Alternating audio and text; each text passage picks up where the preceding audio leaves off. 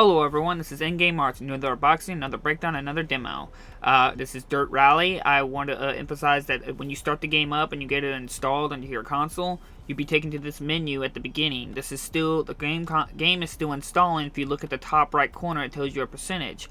So don't freak out that you don't think there's too many features or anything like that, because the game is still installing. You can still set your settings. There's lots of settings, so if you want to look into probably what you prefer to how you play your racing games, or how you like your hub and game preferences, like do you like manual control, or do you want to have it where it's only fixed to cameras inside the interior car.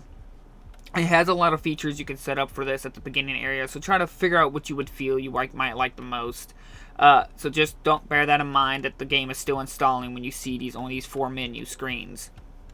I also want to point out, when you do set up your preferences, you do get bonus amount of money if you put it on harder difficulties, like manual drive and stuff like that, and turn off all the stability and oversteering and stuff like that.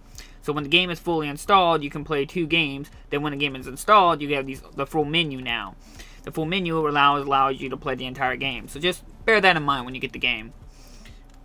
You have several your car and garage. The first thing you need to do is buy a car. There's several classes of cars, from Group B to Group A and F2 kit cars, and R4 and 2000s and 2010 cars. I personally felt there's a little lack of cars in this game. There's only about 40 cars in the entire game, and a lot of them, you cannot choose paint jobs in this game. Once you pick a car, you have a couple paint jobs you can choose from with that car. Some will have 3 paint jobs, some will only have 1 paint job, and I've seen other cars with like 9 paint jobs. I felt this was very inconsistent and lack creativity for the character you want to drive, because you're going to see a lot of the same color paint cars. I'm sure they're going to eventually release like DLC or something like that of more colors and stuff like that for cars, but still, this was kind of disappointing for a game of this time and era of racing game, for only 40 cars, and you can't even choose and customize your own color skin for your car. So I thought that was kind of lame in my opinion. But there's lots of good. Every car has its own feel and style to it, so make sure you choose the ones you feel most comfortable with. This game does have a lot of play and grinding you have to do to build up money to afford everything, but don't worry, you can play offline and online and make money that way. So if you want to just play with a bunch of friends online, you can, and make money that way, all 4 of you.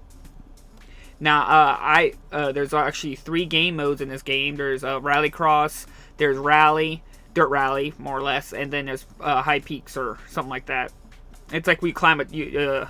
Dirt Rally is like your typical rally racing, where you drive to one end to the other, and whoever's got the best time wins. Rallycross is your typical circuit racing, and then High Peaks or something like that. You have to climb this high mountain. Basically, it's normal rally, just like really fast cars trying to climb a huge mountain. Then, like I said, as you can see, there's only 3 liveries, which you can just call them paint jobs, for this car. And I thought this was a little weak for this time of period of gaming, in my opinion. Then you get to the next thing, is team management. Now, this is where the game can really shine, but this game kind of lacked in depth in this field, where you can hire crew members within your game to fix up your car. So this was a cool feature. So depending on what you kind of hire for your team, he will have special abilities to help you fix your car faster, and depends on the situation, whatever his expertise is. You automatically start with the crew chief, which his abilities are locked until you reach a certain miles, and as you do win races and stuff like that, he does level up, and his expertise improves the rest of the team. Now you gotta hire a new contract with another engineer. You can have like 4 or 5 engineers maximum, and as you have that engineer as long as you can, he will get like upgrades and level up and special perks and so on and so forth. So if you start low, you can work your way up and make a really good engineer. As you see, they have like their own stats, like gearbox, turbo, brakes, and wheels. That's what he is professional at fixing. So bear this in mind. So when you're driving your car and you notice that you're always wearing out your wheels, or you're always colliding with something, or you need to fix something important, choose your proper engineers to help you fix your car, which you use the most. you signed out contracts with these characters, and they do so many courses before their contract ends. Now you can extend their contract for a pay of money if you feel that you want to keep that guy around, or if you feel that's not working out and you want to hire a new one, you can actually eliminate him before his contract ends. But you do have to pay money to pay for the fact that you are a breaching of contract and letting him go before his time was up. So bear that in mind who you hire. Now, like I said, this game could have been so much more, had more depth put into it, where you had more management. You could have had you had to hire employees and stuff like that to, like, if someone got sick or you might hear employees are injured or something like that this time of day or something like that for their next race, so you had to hire other ones to be able to compensate for them. So they could have done more with this to bring a more immersive and more gaming experience than just picking somebody and just add them to your list and see if it works out or not. It could have been more in depth, and that way it could have had a XCOM or really choice matters to more of a personal feeling. Like you grew attached with these characters. You want this engineer to be part of your group. But now it just feels too mainstream. They could have done so much more with that. Now, as there's custom championships, PvP, and online, and then you have your basically another championship, but it's not custom. Now this is what I feel that Forza and Gran Turismo needs to learn how to do. Custom championship is one of my most favorite things in this game, is where you can create your own championship and actually completely make money off of it depending on what how you want to race and stuff. So if you want to play just a normal rally or rally cross or hill climb, you can choose what track you want. Or not track, really, how many events there are, how many stages, and how difficult the computer is, and actually make money that way without always having to do a specific campaign. This was really brilliant, in my opinion. This is something that all racing games should have by now, where you are in control of what you want to race and just make money, instead of having the game tell you to play Sunday Cup every single time just to make money. It picks a random track here and there, and that you just got to race on it, but you get to customize it. So I thought this was really good and well thought out. So I think that personally all games should have this by now. Now, you can pick between all the classes of the cars to how you feel most comfortable with playing. You can even choose when you first buy your first car which one you prefer to start with. You want to start with rallycross or dirt rally. It's your preference. You can't really buy a high peak hill climb car at the beginning because they're really expensive. So this game has a lot of potential, but they never go all the way with it. They lack in so many areas, like lack of cars. There's also, to my opinion, a lack of tracks. I felt myself constantly feel like I'm doing the same track over and over.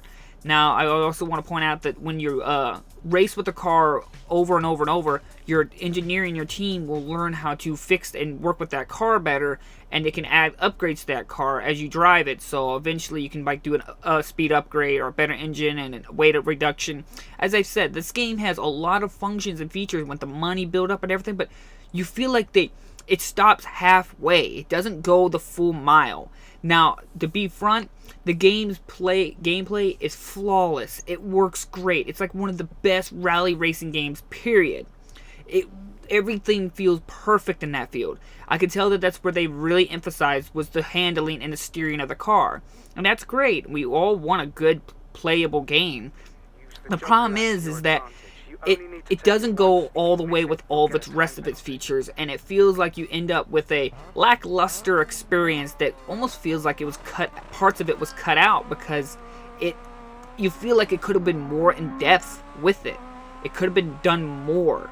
Now, I want to emphasize on the circuit lap. This is something I feel all racing games should have now, is a Joker lap. A Joker lap is a lap that you have to make from an offshoot corner road, so it's like completely off track of the normal circuit track, and then you have to go through it, and usually it's covered in dirt, or it's usually a really hard area to control. I feel that all of them need this, and you only need to do this Joker lap once out of all the laps. So you got to think strategically, how do you want to use this Joker lap? I thought this was brilliant, and it puts a little bit of strategy on how you need to approach it. Do you want to take the Joker lap now, or wait to the very end, or do you want to take it in the middle, that way when you feel most comfortable? this is a repair vehicle area where I was explaining how your team can fix your car. So every time you finish all the laps, you can choose how much time and how much effort you want to spend to fixing your car. Now you can ask the rest of your crew how you want to spend to fix the car, and they'll give your opinion, or you can do it yourself. Now if you see it takes up a certain amount of time, you have approximate of time, and if you take too long, you get penalized. Now I thought this was actually a really good feature too, in how to fix the car. I want to also say that this game actually is pretty good at making sure you drive properly by punishing you by hitting walls and stuff like that, or going off-road, and you'll get penalized for that as well. It goes all the way in certain areas, but lackluster in others. It has so many potential, and I hope the second one can do a better upgrade on this fields. Great game to buy. If you want to order a copy, the descriptions are down below. And I thank you all for watching. This was a quick breakdown and idea and a demo of the game. So I hope you enjoyed this. Hit that like and subscribe button. It helps me out and it helps the channel out. So thank you all for watching. I'll see you all in the next episode. Bye bye. Right 660, left 660, left 6 into caution bump narrows, left 6, right 6 continues for 80, tightens 5 and continues into left 3 long, and right 6 into keep left over small crest 60, keep right over crest, and caution left 6